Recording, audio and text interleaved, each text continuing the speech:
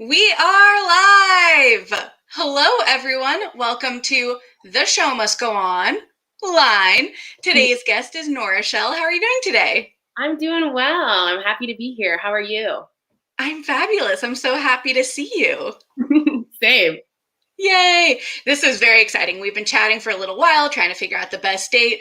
And similarly with The Show Must Go On, you know what? You find a day and you're like, Friday, let's go. Exactly. Yes. I was like, I just need to do this because I'm going to keep being like, oh, well, I have this. I'm like, Nora, just make a decision.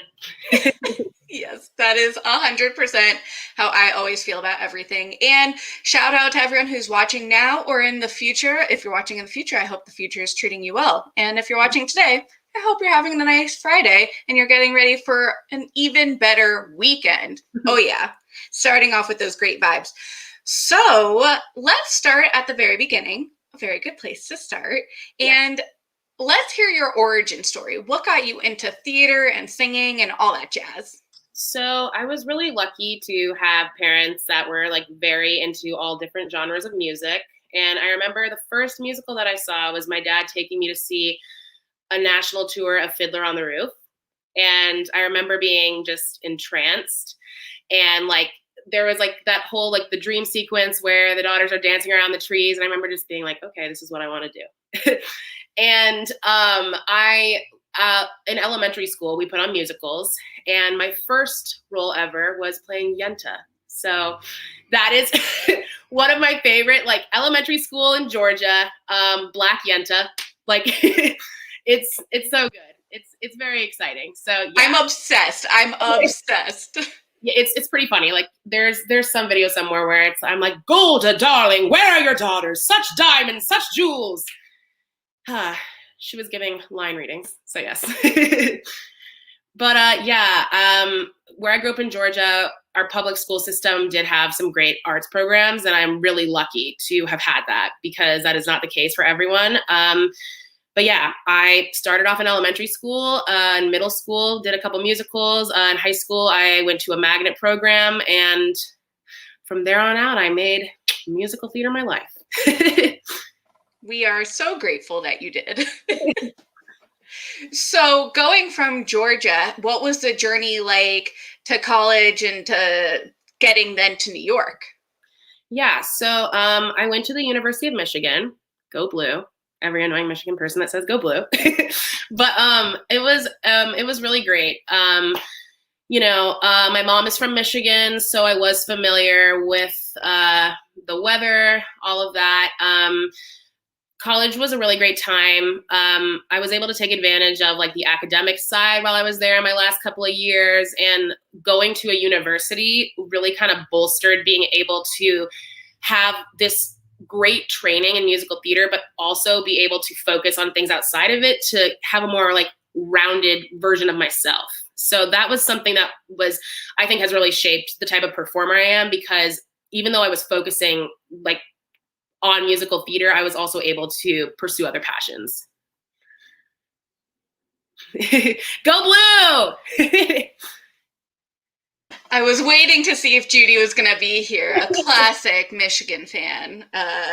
We have this, Judy is one of the Showtrons, which is the BUA Show Patreon squad, and we do weekly trivia. And one of the times there was like a hockey question, and it was something about like who has these college programs and something about Michigan. And then we ended up saying like, damn Michigan. And now that's like a running thing. And so when you said Michigan, I was like, oh, Judy, are we getting a damn Michigan? Yeah, no, it was, I had a good, yes, Ann Arbor is awesome. I miss it a lot.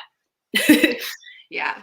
That weather change though, I mean, that is extreme. It is. I love the cold. So like for me, I was just like, this is perfect. I love the snow. I love being cold. I'm very much that type of person. Georgia was humid. Not for me. Not for me. That's fair. I am not the biggest fan of winter. I very much wish I could live in a beach town and just like, that would be my ideal. But you know what? Hey, it worked out for you. Yes, exactly. That's awesome. So Ann Arbor, we're going Michigan, go Blue, and now we go to New York. Tell us that. Yeah, so I know a lot of like most almost all college programs, they do a showcase when you're graduating your senior year. And, you know, that's a pretty like high stress situation. You kind of feel like everything sits on that. And I was really lucky to, you know, match with an agency that I felt really saw me as the type of performer I wanted to be, and also the type of person. I'm with CGF. They're great. I love them. Just talked to them this morning. I text my one agent, Brett, all the time, and he's like, get out. But yeah, so when I moved to the city, I signed with CGF. Probably like a month after that, I booked SPAMILTON. And so that was an experience where when it first started, it was supposed to just be a limited run. Like, I don't know, like 28 shows, and it did really well. And so it got extended. It was initially like a non-equity production. It ended up becoming equity. That's how I got my equity card. Very like, yeah, it's very serendipitous, and I'm like very grateful. Like, and then, you know, I was lucky enough, like with my first show, I ended up getting a Drama Desk, Drama League, and Clive Barnes award nomination, and that was pretty surreal. I was never expecting that, and it's like, yeah, it's something that I sometimes have to remind myself when I get down about things and compare like where my career is at. I'm like, you got to look at the things that you were able to do in these achievements. Like everybody's path is going at a different pace. But yeah. Wow. Everything you're saying is hitting so strong. And I think I mean, especially now we're in a pandemic, I think those words are even more meaningful, because you can look at other people's careers and think like, but I've done this and I've done this training, and why am I not here? And it's like, but you're here and this is what you're doing, and just continue on that path. And it's so important to hear that. So thank you. Yep. Yeah. I want to like go back just to like one thing from Michigan. When Brent Wagner was still the head of the program, he had this saying that he always said, like, you can't move forward while looking to the side in regard to comparing yourself. And it is very true, because it's like when I find myself doing that, it's just like, this benefits no one. And even if you're doing it in a way that's not, you know, resentful to someone else, it's like, it's still taking from you. And like within this pandemic, it's like, yeah, you know, you see certain people, like I see some of my friends or classmates, you know, getting TV gigs, and I'm like, I wish that was me. Why am I not getting that? And it's like, you know what? Like, one, I'm in San Francisco right now, so I wouldn't be able to do that. And then, yeah. And then two, it's just like, everybody's time is different, and it benefits no one to think that way. Yep.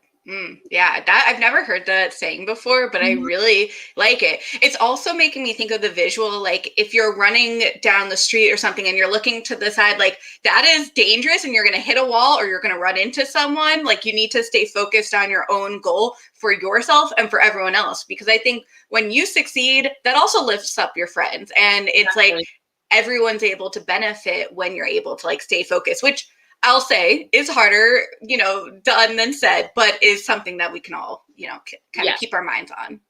100%. So let's talk about SPAMILTON a little bit more, because when I saw that in your bio, I was like, okay, let me go see some videos. And of course I've heard of it. I never got to see it. I have historically seen Hamilton 8 times. So I'm like I'm a little bit of a fan, like, just like, you know, sometimes I quote references nonstop. It might happen. So tell us, like, are you a fan of Hamilton? Like, what exactly, can you give like a little rundown of what SPAMILTON is? Yes. So it's associated with Forbidden Broadway, which is like, they do a ton of, you know, parody shows. It deals a lot with kind of lampooning shows, performers, the industry, and it's never mean-spirited, which I think is something that is very well done, because it's like, you don't have to go to that place to be able to have something be funny and also critical of the field. But yeah, it's like, it was so fun, because like throughout my life, I've loved doing impressions. I've loved doing that. So I got to, because I was the only woman in the show other than Christine Petty, who did like featured spots, but like within the like main storyline. I was the only woman. So I was playing all these different characters. So it's like going from impersonating all three of the Schuyler sisters to impersonating Heather Headley to impersonating Barbara Streisand so it's like, it was like kind of my dream come true.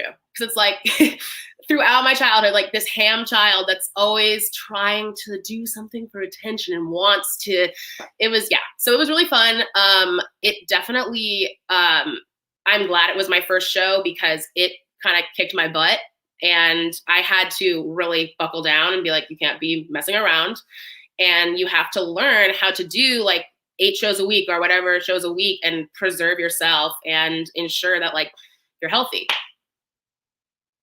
I think a lot of people forget when they like go on like anything where you're doing an 8-show week, which is, first of all, just like absurd. Now that I'm like thinking about how doing anything 8 times a week, twice in one day, half the time, like that is just crazy. And you have to be in tip-top shape, vocal shape, mentally. I mean, that is, do you have any rituals or something that you do before every show? I mean, I definitely listen to, it depends on the show that I'm in. I listen to music and, you know, it's the place that I'm in. So if my energy is in a place where I've come into this space and I'm like frustrated that day, it's like, okay, let me listen to like some Courtney Love and like hear this like screaming. So it's like always keeping to myself when I'm getting ready and doing my makeup, and not to be standoffish, but just because it's like, I need to center myself. And I also know if I don't do that, I'm going to be squirrely and joking around. So I have to do it to center myself. But yeah, I don't know, like when I was in Jagged Little Pill, there was like one ritual that Kay and I did, like where we were in the same wing. And so we would always like have this little saying where we were like Kay's corner, Nora's nook. So that was like one of the little rituals there. But that's a little more like right before the show starts. But yeah, some of those little things like in all the shows that I've done, like you like make with your castmates, these rituals where it's just like, I see you, like that, like this intention of like, you don't have to, it's like, doesn't have to be conversation, but it's just like the acknowledgement of like, I see you, like I'm here for you, like we're here together, we're doing this, support, love. I love it. Oh, that's so nice. Yeah, it is. Everything is different, and I feel like it does help you get ready for that show, knowing that like, okay, at 7:55, I'm going to go stand here and we're going to do a head nod. And then at 7:56, like it just kind of gets you into that right spirit. Even like for this series, like I have like, you know, I'll take Slim out for a walk. Slim is my dog. He's really cute. He's just right outside. Hopefully he'll peek in, but it is like a beautiful day out here. So I'm sure he's just like sitting in the sun, loving it. As he should.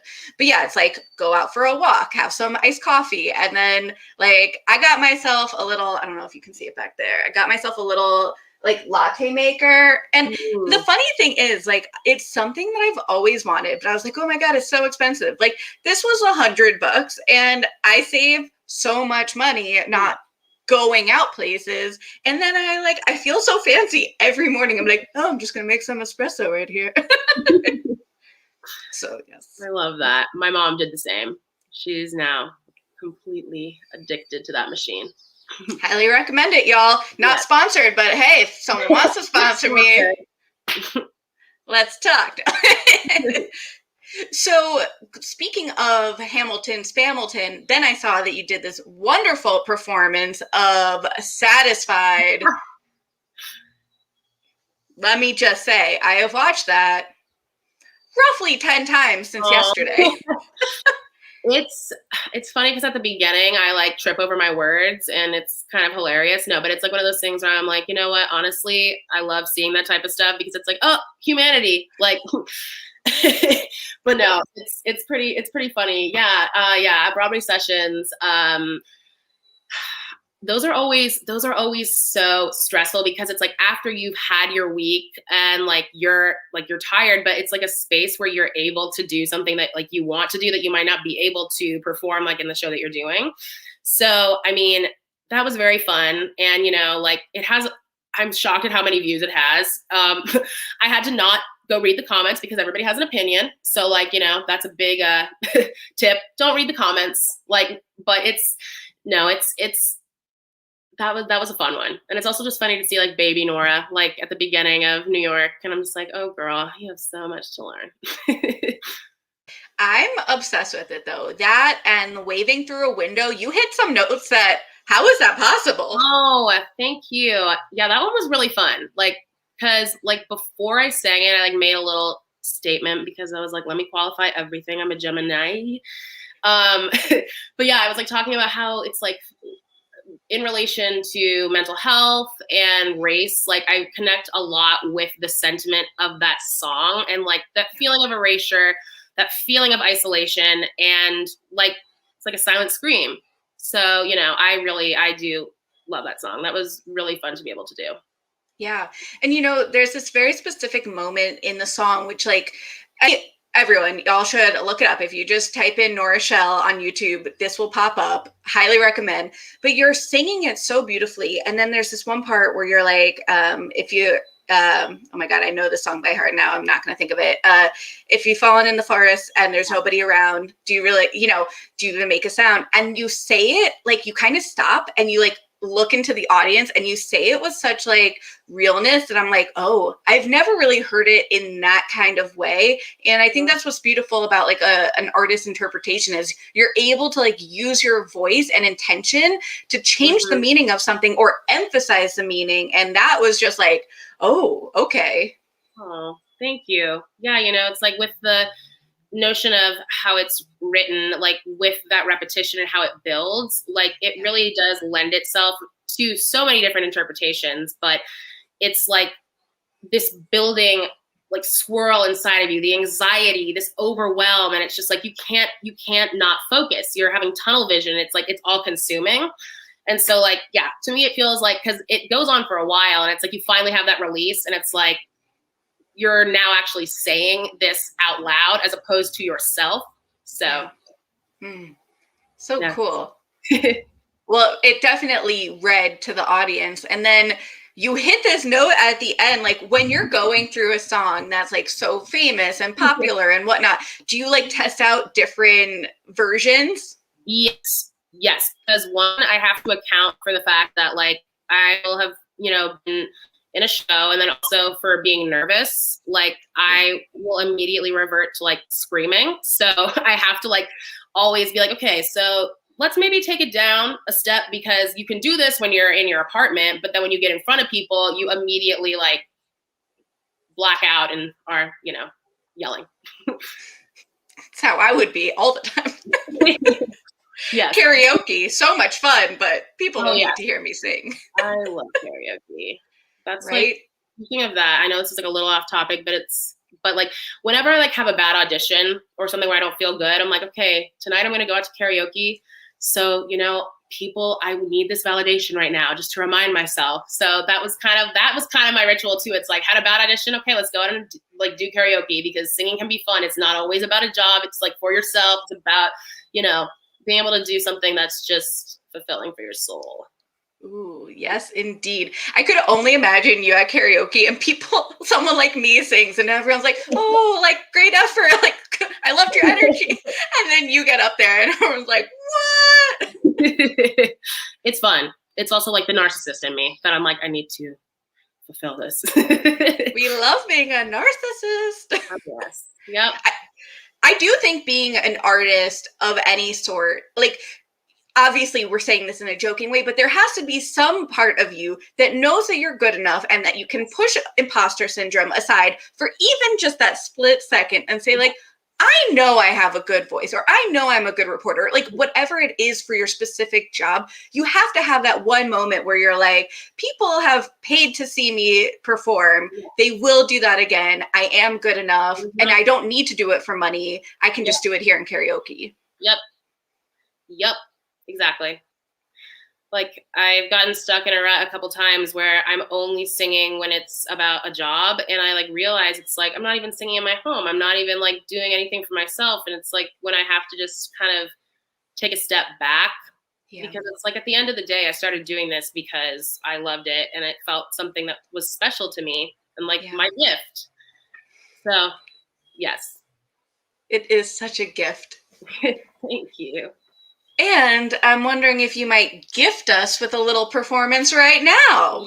Yes, I'm very nervous. Because like, one, I haven't been singing as much because of the pandemic, and then two, like singing something that's not theater, like pop, because it's like this being recorded in a studio, like Right. I was like, okay, I'm flat. But yes, let me get this up. Everybody bear with me, don't judge me. We are in a non-judgy mood. We are flowing. We are happy. Amazing. Okay, I'm gonna just start the track and let me know if the level is good. Good? Okay.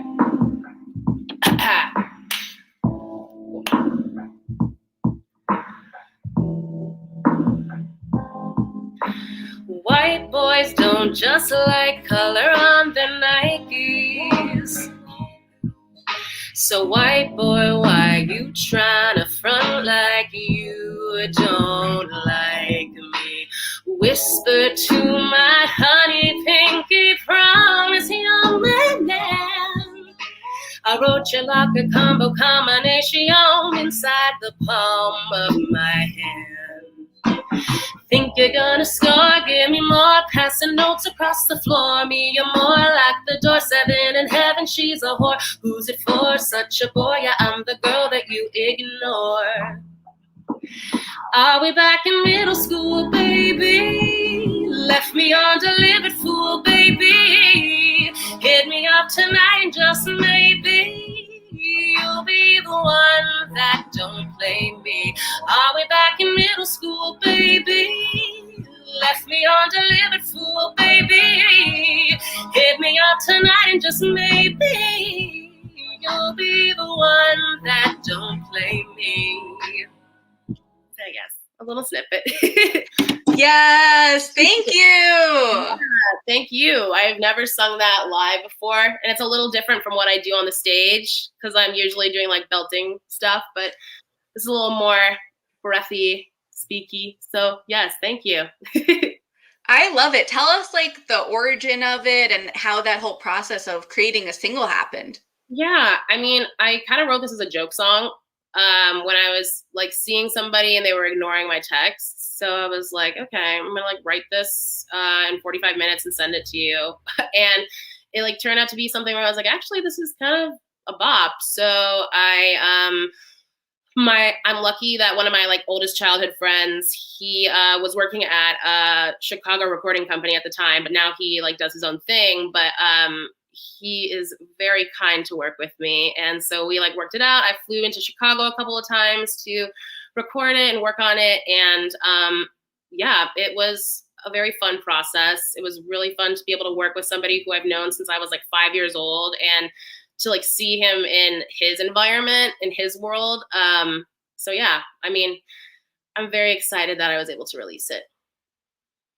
It's phenomenal. And we've got Judy saying, bravo, bravo.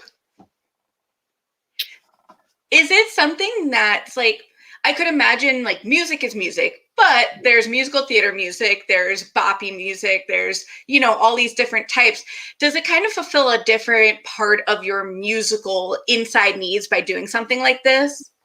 Totally, yes. Because it's like what I said, it's not as like singing based, and that's what I do all the time. And it's nice to be able to focus on something that is more like lyrically based and like kind of tongue in cheek. And that's what's really fun about this, because even though I love to sing and like do like the rangy stuff, being able to tell a story through a song where I'm not necessarily relying on vocal tricks, and it's more about making it something that's compelling with the lyrics and the affectation that I put on my voice, that's really fun to get to do. Yeah, I could imagine, because you're talking about range with your voice, but also there's a range in your ability to tell stories in this way that you can clip off if people are watching. You know, you have the Satisfied, you have the Waving Through a Window, you have this Hall & Oates one, but then you've got something like this, and it shows that you aren't just a musical theater person, which also is like the best anyway, so who really cares what they think? But no, I think it's really great to show. So I think it's just wonderful. Congratulations. Thank you. Thank you. Yeah, I like when I was recording it, my producer Mason, he's like, "You have to stop doing musical theater. You have to." Like, no. like not stop doing it, like stop doing musical theater with recording. He's like you can't do the vibrato, you can't do like the aspirate T's. So it was the process learning how to take those things away, and so that's why it's so like odd to then try to sing it live, because it's like, okay, so this works when you're recording because you're doing that, but then trying to do it live, it does not come across the same way. So this was honestly like a great little trial run for me. I definitely feel like if I'm going to be performing this, I'm going to do more musical theater, Mason. Sorry. Do it. Live your own life. Yes. You did get me worried there for a second, though, because I was like, wait, you can do whatever you want. Please live your life. Don't listen to me. But we love you in musical theater, so just keep that in mind. Yes, no. That was, I did not word that correctly. Please. It's honestly part of why I love doing these interviews live is that when I don't do something live, there's like that part of my brain that's like, oh, well, I could just do another take. And so I will. And then anyone who's seen me, my friend Jody, who's like my trusty sidekick when we're doing like a Broadway opening night. And it's like, I know I can do it the way that makes me feel great. So I'm going to do it 15 times. And that's going to be 14 more than I needed to, but I have the time, so I'm going to. Oh, yeah. No, that perfectionist, like, what's your sign? I'm a Capricorn. Okay. Well, that makes sense. All the Capricorns I know with this. Yes. Yes, we are. I know. So I like growing up, I like never really looked into that. Like I knew I was a Capricorn, but I didn't really know what that meant. And then when I recently, it was like perfectionist and like, you know what you want to have. And I was like, oh, okay, cool. So this is very, galvanized, baby. Ooh. Are you like really into all that?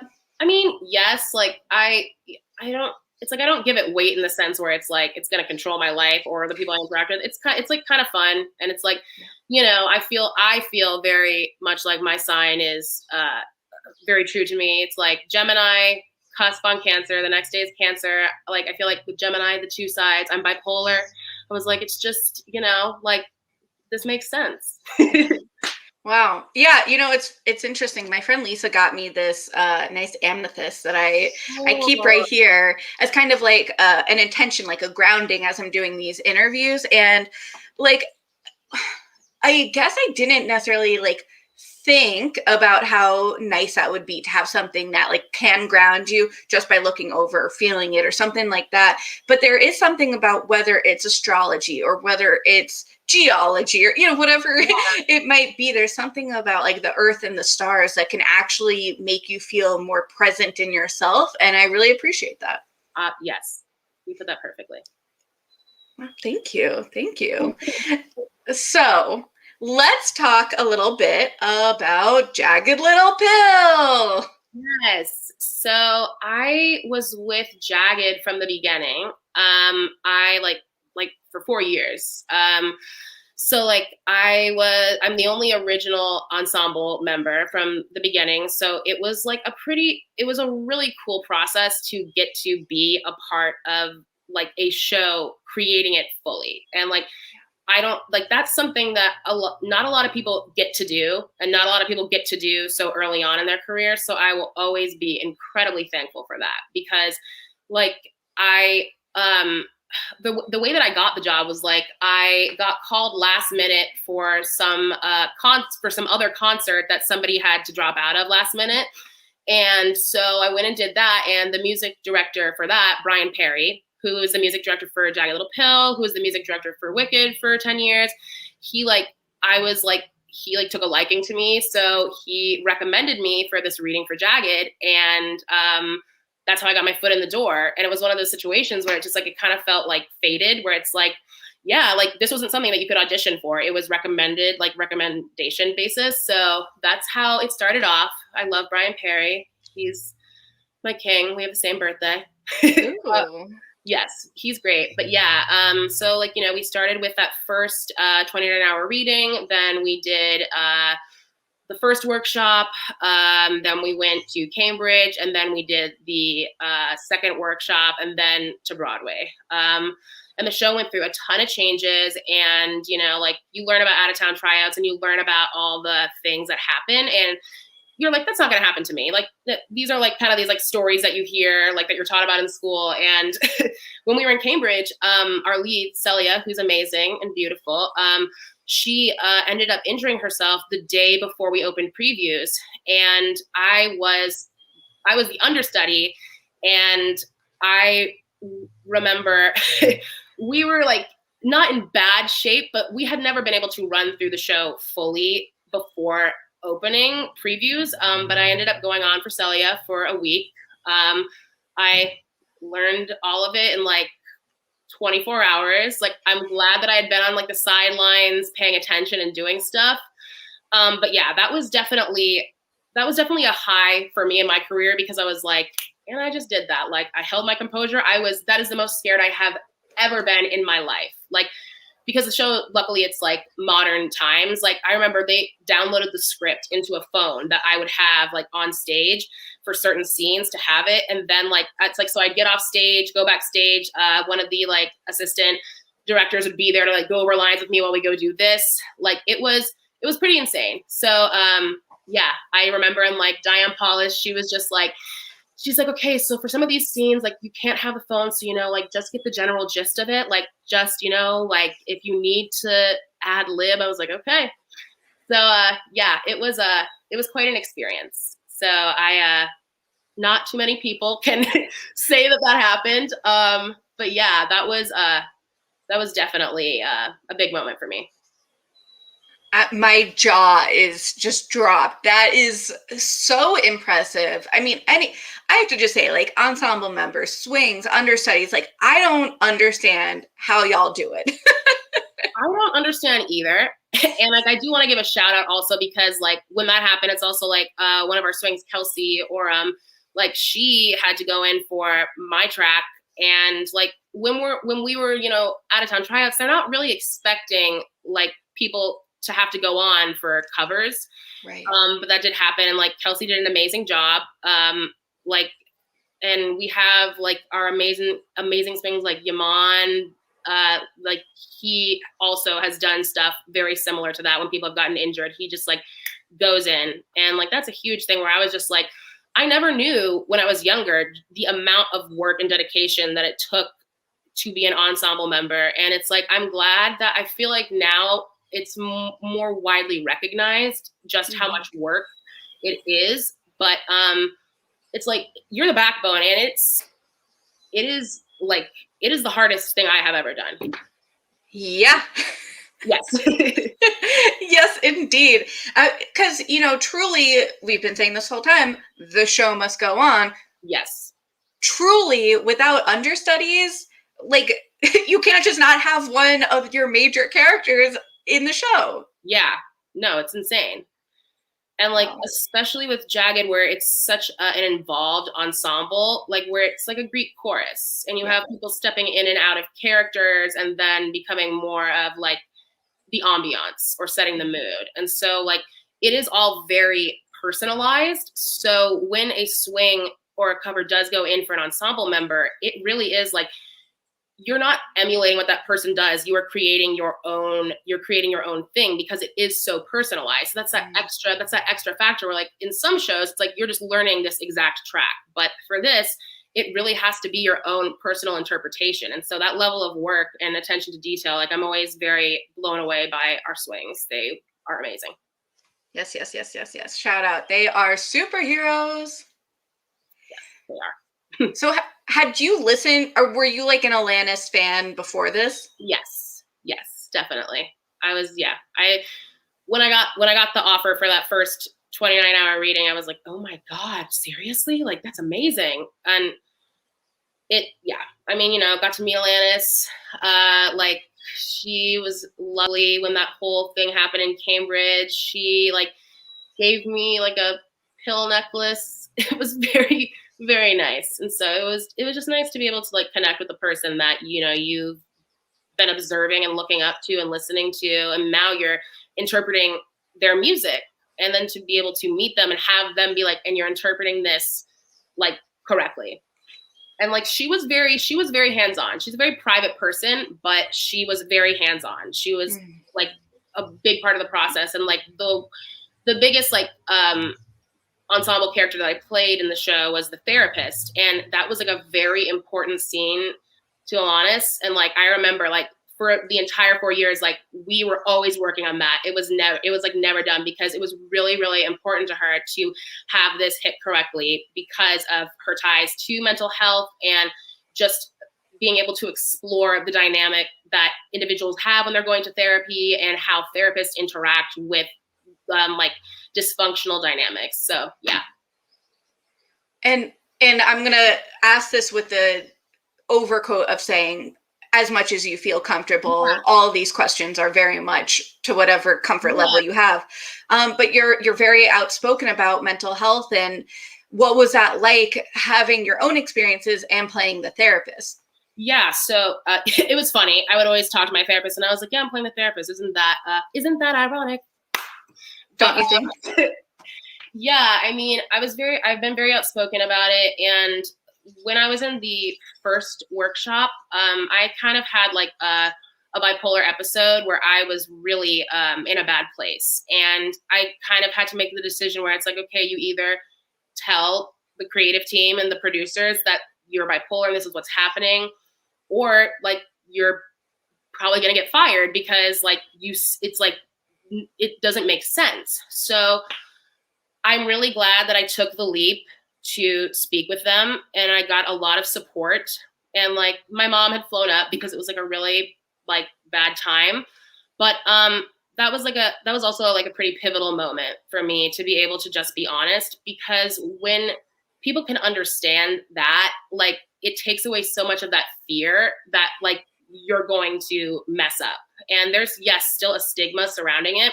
And I also understand, like, for me, that was easier to do than for others. But I don't know. I just feel like it's really important to talk about. It's something that goes so hand in hand with also the themes of addiction in the show, and like exploring the fact that addiction and mental health and mood disorders, personality disorders, these things are all intertwined, and there are different ways that it manifests in different people. But like, you know, I want to put money where my mouth is. Like if I'm going to be in this show, if I'm going to be telling this story, I want to be honest and I want to be authentic. And I think it's important, if you have a platform and if you have visibility, it allows there to be progress with, you know, decreasing that stigma. Yeah, thank you. Thank you for sharing. I think it's so difficult. It's so difficult in theater. We said earlier, 8 shows a week, that can do a lot. And a lot of people focus on the physical aspect. How are you holding up your voice? How are you holding up the body? How are you holding up this? But just as important, if not more important, is the mental health and how you're able to present this story truthfully and honestly, but also that doesn't hurt you and make you, after the show, feel like you're put in a bad position. Totally. Yeah. And it's like another thing like I want to say, and then just because it's like important for me to touch on this, like it's like there is a trend with the people who have mental breakdowns who are given grace, and the people who have mental breakdowns and who aren't. And it's like a lot of times it's people of color, predominantly women of color.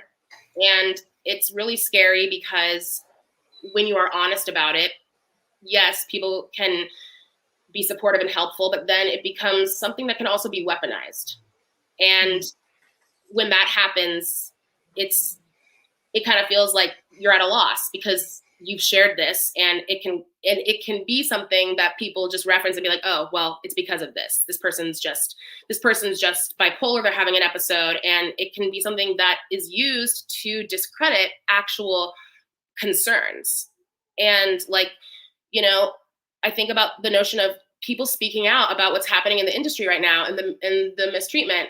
And I will be general with my words because I don't want to incriminate myself or incriminate others, because that would not be fair or ethical. But it's like you risk a lot by speaking out. And that means publicly, privately, wherever. And it's like you see these people who have spoken out, and, you know, in the comments, individuals will be supportive and say like, oh my gosh, like, yes, da da da da. But it's like, then those people won't do the same thing. And then you're kind of left in this situation where it's just you, and that limelight is on you, and you are the person that's like, oh, and they're the one who's like the catalyst, and you like, it's scary. It's like, it's isolating, and like wanting to do the right thing and speaking out, like it's a huge problem. It's a system that really operates on fear in a lot of situations, and it operates with a lot of gaslighting. And I will never not be honest about that, because I had a pretty like devastating experience this last year, and it took a lot from me, and it's something where I'm not ready to speak about it yet, because I don't think that it's responsible to do so until I'm ready, and where it's not a situation where I'm speaking out of spite or anger. But you know, I have friends who have spoken out against like some pretty big shows, and I'm in awe. And I wish that I had that courage, and like, you know, maybe one day, but it's something that's really important, and it needs to change. And it's not that people just want it to go away. They want to do little band-aids over it. And it's like, no, it's systemic, and it needs to be like fully redone. I thank you very much for sharing. I want to say I see you. I appreciate you. We honor everything you're saying, and it's completely valid. Mm-hmm. And yeah, I mean, there's a lot of stuff going on right now. And I will just say, from my perspective, this is just me. I don't speak for anybody else. Mm-hmm. But there are really bad problems of racism, transphobia, ableism, abuse on Broadway. And I love theater. Being a Broadway reporter has been truly a dream come true. However, like you're saying, if you don't use your platform to speak out, what's the point of having a platform? Exactly. And it's like, it's such a shame that it's marginalized individuals having to advocate for other marginalized individuals. And it's a situation where it's like, you know, I understand the marginalization that I have, but there are others within our community who are more at risk. And for me, it is more worth it to be a true ally and speak out. And it's like, okay, so you know what? If I get blackballed or like something like that, it's like, you know what? That is something that I can live with. I can't live with being silent and telling someone that this isn't happening, because it's simply not true. And, you know, it's hard. And I like, you know, I challenge people who are scared to recognize it's like, yeah, you're scared. Think about some of these individuals who they don't have anybody advocating for them. And it's just, it's not fair. Yeah. Yeah, that's exactly. I think if we don't speak out, if you don't speak out for others, what's going to happen when something happens to you? Yeah. And it's just like, progress has to be intersectional. It cannot just be something for each different demographic, each different community. There is no way for there to be true like equity and agency in these situations unless everybody is having that. So, you know, I really kind of operate under the notion that it's like, it is not the oppression Olympics. I am comfortable enough knowing what I have experienced.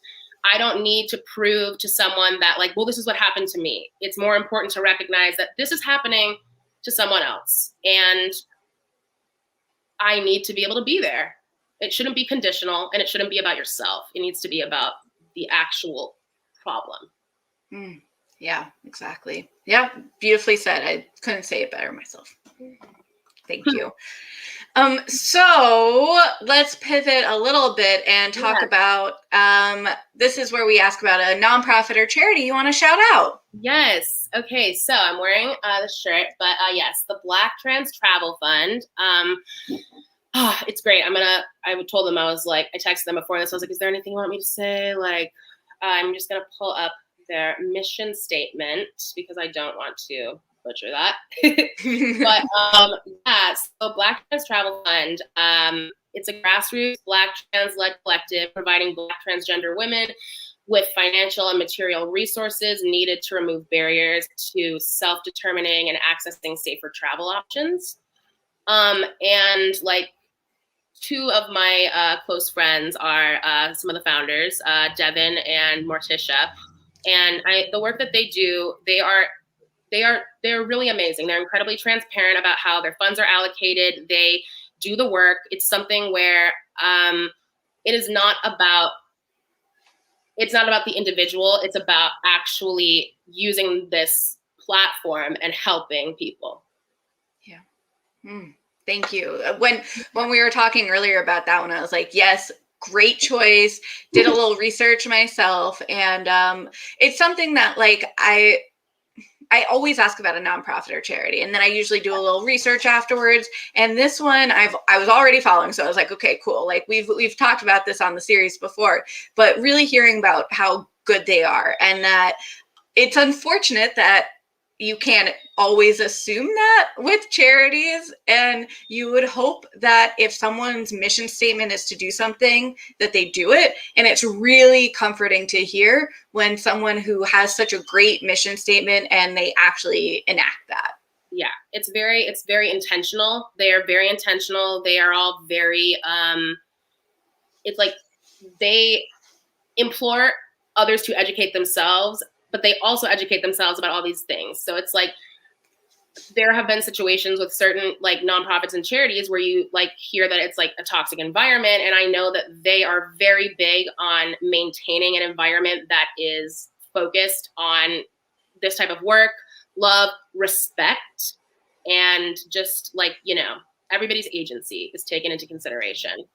And they're also really fun people. Perfect. Win-win. Yeah. Yes. Okay. Perfect. So, we're gonna. I'm looking at my notes and looking at the time, and I feel like we kind of jumped around with the JLP, but I also want to like celebrate you and your opening night. I mean, that must have been so exciting to be able to open a show that you've been working on for 4 years on Broadway. It was pretty, yeah. I mean, that I celebrate that, and like I will always hold on to that. It's like I get to start the show. Like that is like I get to start the show. I get to turn around and I have the first line, and it's like I'm on an original cast recording, and I get to start that, and that was like, you know, that's really special. And like getting to set the tone, like that, like the opening night, it's like that energy in the audience, and these people who are like the fans are so supportive, and like the way that like they feel seen by different individuals in the cast. Like, that's just how I felt. Like turning around, I was like, yes, like this is my opening night. And like, I'm a plus size Black woman and I'm dancing my butt off and I'm doing this. And it's like, and I'm like to celebrate that. And I'm starting the show and my Broadway debut. So it was very exciting. You know, my parents were there and they're great. And, you know, it was, you know, crying backstage, crying after. My best friend flew in from California, and, you know, we went out after the show the next day. I was taking some Pepto. Yo, the show after opening, the show after the Tonys, let me just say, I mean, it is a dealer's choice if you want to go. Oh, yes. But we've got Dr. Drama saying you started the show incredibly. Oh, I love her. Big fan. Yes, indeed. Yeah, I mean, that's pretty cool. When first preview, when I saw it, I got these ridiculous rush tickets like a few hours before the show and was front row center. The most absurd thing. And just to see you come, I was like, I need to know who that is. And it was phenomenal. That's where the photo is from the first night preview. Yeah, the lifting up, the stirring it up. Yeah, no, it's pretty fun. I feel like I don't know if I can curse. I don't want to curse, but I feel like a badass. I've been like, Nora, don't curse.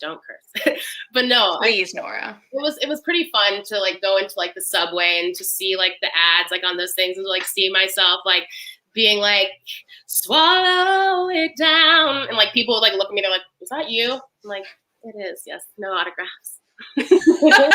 No, I'm claiming my space. That was me. I do have a beautiful voice. Thank you. But no, yeah, it was really fun. It's a very special experience and a special moment. And like really, I did love my track. And I, you know, like with talking to Diane, she was like, it's kind of like you're like the leader, you're setting the tone and these type of things. And it was really, I took that like very seriously and with reverence, because like, you know, it's just all about intention. And I don't want it to be forced. I want it to be authentic and genuine. And I'm proud of myself for what I did with that show. Well, we are proud of you too. Thank you. And yes, own it. Own your awesomeness. Yep. Trying to do that more. I was talking to my friend Dan before this, and he's like, you better like, you know, talk about yourself. But yes. Please. Yeah. Like, you know, just to compliment you for a second, I was like watching all the videos and I was just like, I cannot believe I'm interviewing Nora Schell. That's very kind. I'm like, I can't believe somebody wants me on their show. The show wants you on the show. Yeah.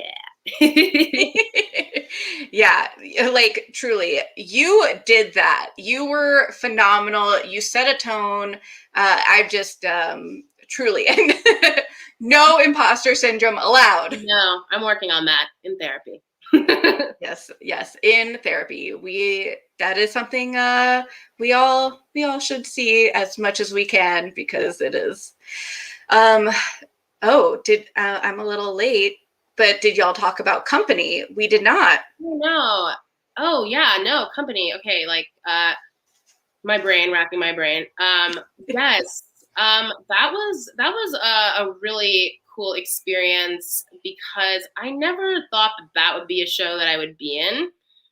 And like, you know, you have the iconic Another 100 People, and like I had done a parody of that in SPAMILTON. So going into that show and having to like make sure I'm not singing the parody lyrics, that was a whole thing. Like I remember in my like callback audition, I accidentally started going into the SPAMILTON thing, and they were all like, what in the world? It's pretty funny, but yeah, it was like, that was another experience that was like a big moment of like growth for me, and just learning how to trust myself and not depend on like asking others, like, was that okay? Was this like, and those type of things, and like learning how it's like, you know what, like I can feel satisfied with what I've done. And, you know, even if somebody else doesn't necessarily like it or agree with how I executed it, it's like, you know, I can stand strong in how I feel about what I did. And that was like a big moment for me. And, you know, it was fun because the choreographer, Jeffrey Page, who's great, he like did like this insane choreography for You Could Drive a Person Crazy. And like, I remember like we were having to like drill that all the time. And like, he's so fun, but he's like a bit of a hard ass. So, you know, like he would get on me. He's like, girl, why aren't you beveling like this? You need to have that turned out. And I was like, I am not a dancer. I can move. But it was really fun. It's really nice. And it's always like, that was an experience where, you know, when you connect with a creative team member that you really have a connection with. Jeffrey was amazing. And those are always experiences that are special to me. Okay, Jeff. I know. Yeah, I wish I could have seen that. That sounds phenomenal. It was fun. I felt cute. I had my like curly weave in. I was like, yes, bohemian. I love your hairstyle. I think it's so cool. Thank you. Yeah, I did it in college when I was in Production of American Idiot. And I was like, I'm going to save the side of my head, because you know what? Like, I'm taking agency over my own body, and I don't need to have hair here. As a Black woman, I was taking like a course about the politics of Black hair. And I'm really glad I did it. And then like I shaved like the other side, and it's just been that way since then. And it like helped me kind of step into like my own style. Because before I was really trying to fit into this box of like long weave, like Barbie look, very skinny, like dealing with eating disorder stuff. And then like, but the minute that I stopped doing that, it's like, then I got a crap ton of work. Like, it's like I gained a ton of weight, but I started getting more jobs when I was at my heaviest, because it's like, but that's who I am. Like, I'm not supposed to be this, I'm like my authentic self, not focusing on trying to please others with my appearance. Like, that's always like, that's a fun thing. That's something I think is important to talk about, because we see these articles like with the New York Times and other things that like want to make commentary about people gaining weight and like the fat phobia. And like, they've had a lot of occurrences where they've done that. But I'm just like, that's why, like, when I tweeted about it, I was like, I'm like, why are you focusing on that? Like, focus on stamina. Like, and some people don't want to identify as fat. Like, I'll say, like, I'm small fat. Like, I know there are a lot of different definitions, but it's like people who are plus size, like, are some of like the best like dancers on Broadway. I think about the men who are playing the genie. Like, my roommate was the cover for it, and it's just like, that's just not true. This notion that size somehow has to do with your ability to like keep up, and it's like, and also we have to work twice as hard because we know that somebody is thinking like, oh look, like that's the token member of the cast who's heavy, and it's like, so that whole thing, I'm just like, that's why it's important to me, because I'm like, yeah, and my fat ass is dancing on stage, so. And we love it. Yes, exactly. Yeah, no, honestly, I'm glad you brought that up, because when I read that article, I'm not even going to give them the credit of reading the article. When I saw the snippet that was shared on Twitter and social media, I was like, are you kidding me? We have been in a pandemic. There are so many larger issues at stake that have not been spoken about publicly from members of, you know, like, why are we not talking about how shows are going to not be racist? How are we going to talk about shows using these important platforms? Yep. And like, why aren't you writing articles about that? And you're going to focus on something that like people understand their own bodies. These are professional actors, professional dancers. They've been on Broadway. They've been off Broadway. They've been in regional theater. They know how to take care of themselves. And like, also, who cares if you gained weight? I don't care. If you can tell a story, that's what I care. Come on. Exactly. And it's just like, and then it also just doesn't even take into consideration like the things that people are dealing with, like medical stuff. It's like, I like got diagnosed with PCOS, and it like made me gain like 50 pounds. And it's like, but it's like you don't know what people are dealing with. It's like, these things are not under people's control, and then it also doesn't take away from their worth. The notion that somebody gaining weight somehow makes it like, well, now this is not worth it to see this person on stage. It's like, ugh, ridiculous. It's awful. Yeah. Dr. Drama coming in here. Our bodies may have gained a few pounds, but it has allowed us to survive. Yes. And following up with, where's the article about transphobia on Broadway? I have many thoughts, but because I want to respect individuals and respect their autonomy and agency, people can look at my tweets. They can see that. You can see what I'm in support of. I speak pretty candidly, but just because of wanting to protect individuals who I know, I don't want to speak to it and say something that could possibly hurt them. But that's a huge thing, and I am very much in support of the trans community and their feelings, and it is valid and it is real. And it's like, yes, I know I'm speaking in a general way, and it's unfortunate that that's what we have to do, but I want it to be known that it's a very specific intention, that I am 100% with the trans community, and you are not overreacting, and everything you are saying is valid and real. And there are people who care. There are people who are not going to turn the other way. So. Thank you. Thank you for saying that. And I also stand with the trans and non-binary community. Mm-hmm. Just, you know, we just gotta, and I wasn't going to ask too much because I know, you know, you can only say what you say, but I appreciate you saying that. And I'm sure fans watching will also appreciate you saying that. So thank you. Yeah. It's just like, it's like having to toe this fine line, which is so messed up.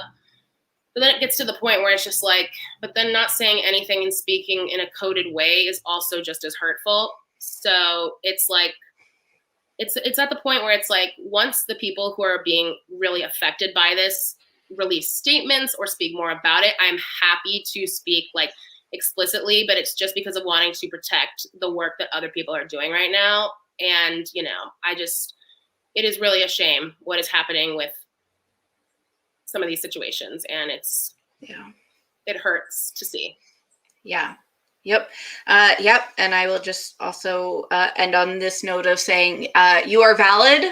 Your feelings are valid. If you feel like you've been, you've been hurt or gaslit, you are valid. Yep. And, you know, I also just, you know, I said this earlier, but I really do appreciate that you use your platform, whether it be on social media here or just, you know, performing in whatever way that you can. I think really helps other people feel like they're not alone, and not just in the "you are not alone" in in like a real way. And I know that it takes a lot, and I think it can be hard to be a representation for a lot of people, to have the whatever weight that is on you, to know that like other people are looking to you. And I think you handle it with such grace, and I appreciate it. Thank you. Thank you. Some people don't like it, and some people won't work with me because they don't care for it. And I'm kind of just like, okay, well, I don't want to work with you if you're not going to want to hear this. Yep. I hope if anything that we've learned throughout the past year and a half is more open and honest communication, very necessary. That sometimes, you know what, people make mistakes. That's okay. I've made a lot of mistakes, and I am trying to own up to them and apologize. And I think that's all we can do, is if you've made a mistake, just apologize, and people will be okay with it. Hopefully those are the people that you care about, are the ones that, you know, you make a sincere apology and you try to do better in the future. And that's all we can really ask. Yep. Accountability requires effort. Accountability requires not just saying something, but doing something. And that's why it's like, yeah, cancel culture sucks, because it doesn't allow anybody the room to grow. It's like, if somebody takes accountability and makes that effort, that is what needs to happen. But it can't just be empty. Can't. Well, we appreciate you. So ending on this heavy note. I know. Let's before we do our socials and sign off, what's a dream role of yours? Corny, Elphaba. I want to be Elphaba, because I'm like, yes, this is the story of a woman of color, legitimately a woman of color. And, you know, like, I was like, it's probably never going to happen. But like Brian Perry, my MD for Jagged, like, cause he was at Wicked. He's like, don't do it. He's like, don't. He's like, you're going to ruin your voice. And I was like, no, I don't care. I will ruin my voice. I want to. It is worth rooting for. Yes, it is. I'm trying to think about something else. Like, I would love, like, I remember when they were doing like the Sweeney Todd Off Broadway, when they had like Pirelli, where it was like cast with like a femme. I would love to do something like that. I love doing comedic stuff. You know, honestly, I want to play Judd in Oklahoma. I was like I think that is like one of the most amazing like villains in the musical theater catalog. And like, I would love to play that. I'm like, that is just rife with layers and layers and layers. So yeah. Hey, I mean, everything that went on with the sexy Oklahoma changes are being made. We can make changes. We can do things. Like, let's put it into the universe. Please let me play Judd, everybody. And also with Elphaba, like, we are all on board. Yes, I would love that. I can't tell you how long I have been recording myself on my computer since I was like 15, like doing options up. My mother's like, please stop.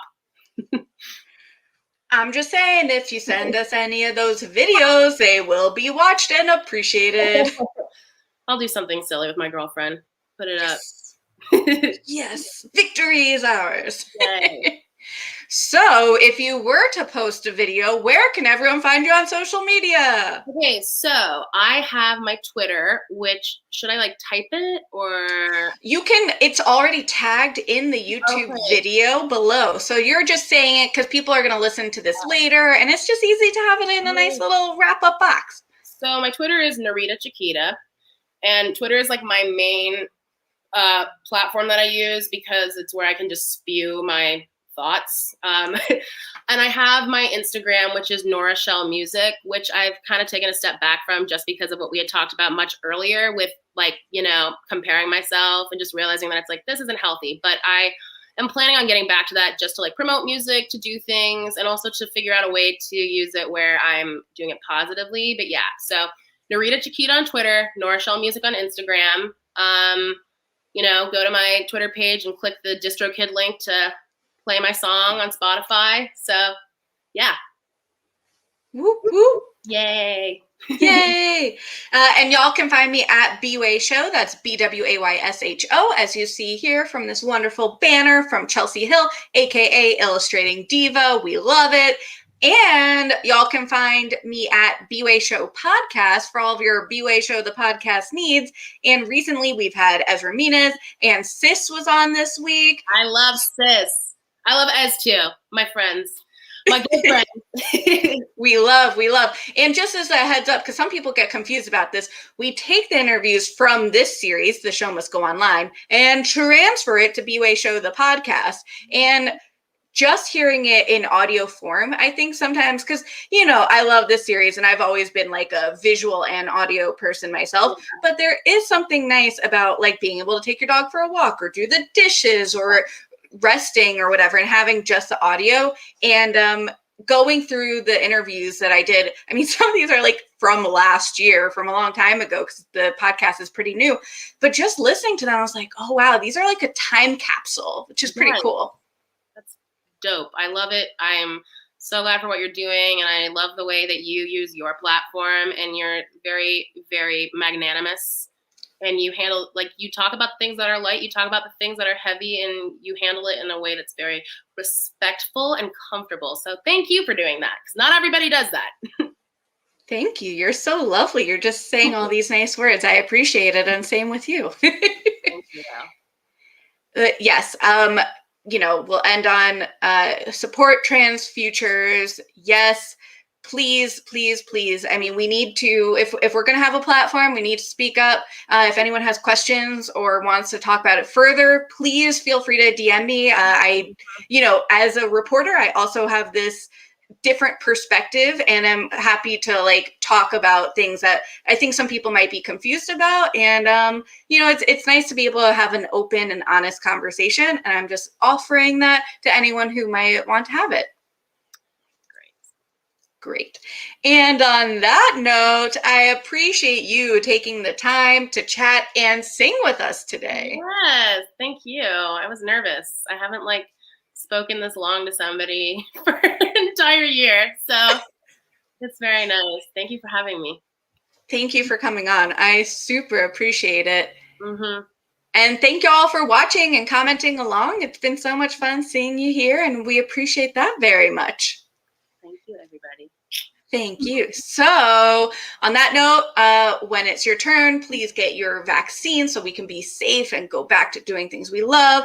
In the meantime, please still wear a mask, be safe, and take care of yourselves. We'll see you at the show. Bye, y'all. Bye.